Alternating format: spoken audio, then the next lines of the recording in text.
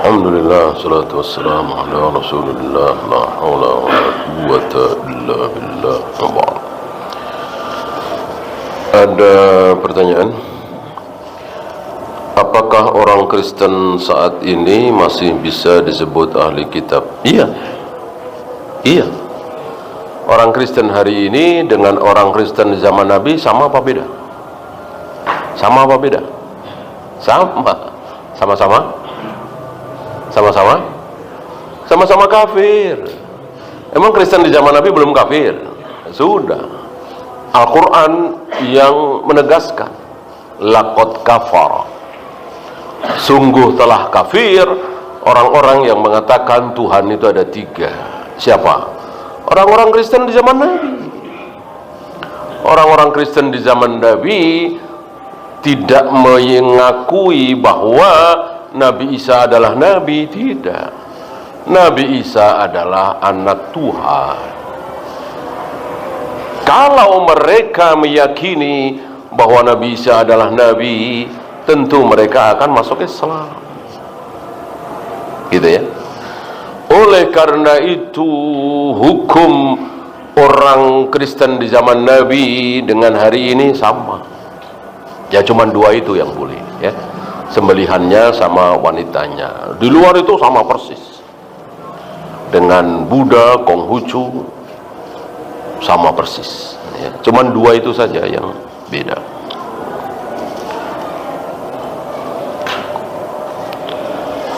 Bila dada ini terasa sempit dan kecewa karena takdir Allah tidak sesuai dengan yang diharapkan, apakah berdosa?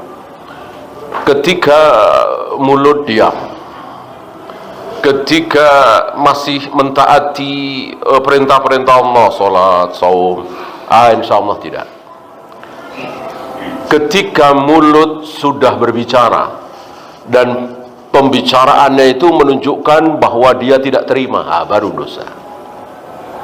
Ya. Alhamdulillah, tidak sahih hadis yang mengatakan malam yardo biqodoi fahrud min ardi watlub rabban siwa. Barang siapa yang tidak ridho dengan takdirku, ya bukan tidak sabar ya, tidak ridho ya, artinya sedih sekali ya. Barang siapa yang tidak ridho dengan takdirku, maka keluarlah dari bumiku dan carilah Tuhan selain aku. Jika hadis ini sahih, tentu ridho adalah wajib. Para ulama mengatakan ridho tidak wajib. Yang wajib apa? Yang wajib sabar. Ridho itu di atas sabar. Ya sebagaimana ihsan. Ihsan itu di atas iman, di atas Islam. Kan Islam, kemudian iman, kemudian ihsan. Sebagaimana urutan pertanyaan Jibril. Akhbirni anil Islam, akhbirni anil iman. Yang tertinggi, akhbirni anil ihsan. Ihsan ini tidak wajib. Jika ihsan wajib, maka barangkali kita semua tiap hari berdosa. Karena mungkin banyak dari kita yang tidak bisa beribadah, sholat, seolah-olah kita sedang melihat Allah. Kalau tidak bisa, maka yakin kita merasa bahwa kita sedang dilihat, diawasi oleh Allah. Ini kan tidak semua bisa. Maka tidak wajib. Termasuk ridho. Ridho itu kan tidak sedih-sedih amat, ya senyum. Ya namanya ridho, antum tahulah ridho ya. Adapun sabar wajib. Sabar adalah apa? Habsun nafsi ala ta'atillah, menjaga diri selalu taat kepada Allah. Jadi walaupun sedih, sesak sekali dadanya karena tiba-tiba kita sekeluarga kita mati semua dalam sebuah kecelakaan misalnya, kita sendiri yang hidup kayak apa sedihnya? Sedih sekali, nangis, tapi sholat tetap, saum tetap, ya. Tidak keluar dari mulutnya kecuali astagfirullah, subhanallah, la ilaha illallah. Maka seperti ini tidak berdosa. walaupun sedih sekali. Nah, kalau dia langsung menerima ini takdir Allah, ini musibah dari Allah, dan ya kemudian habis itu lupa dan seterusnya, tentu itu lebih baik, ridho lebih baik. Karena ridho tinggi sekali tingkatannya, maka menjadi tidak wajib.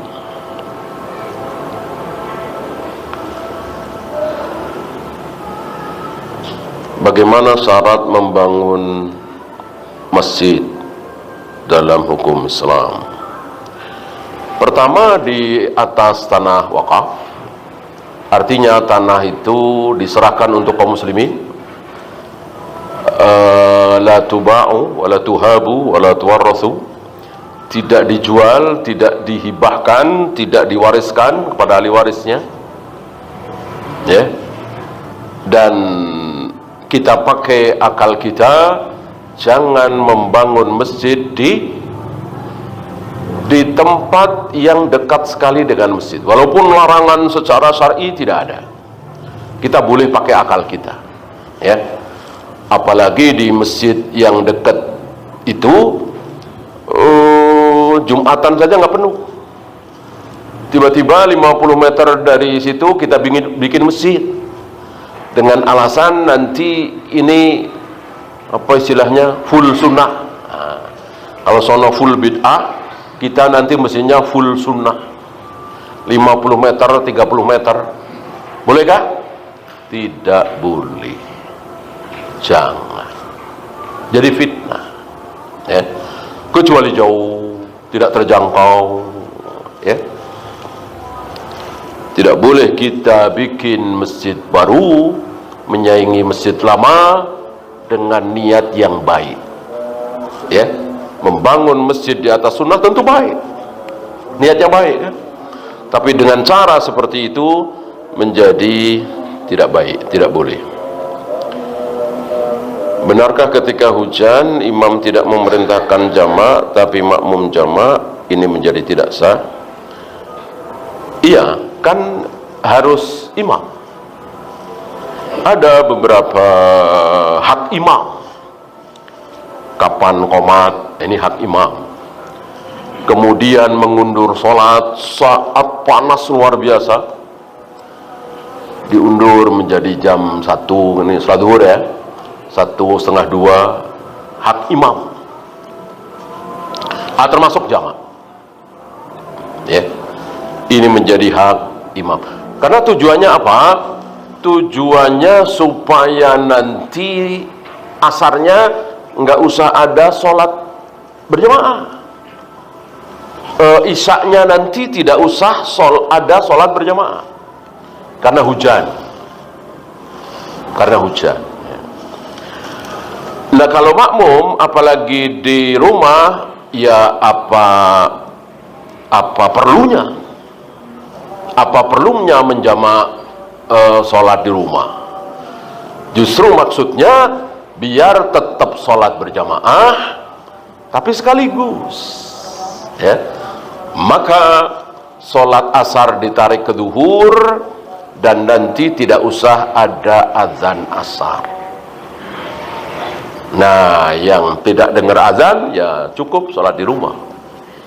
Begitu pula maghrib dan isya.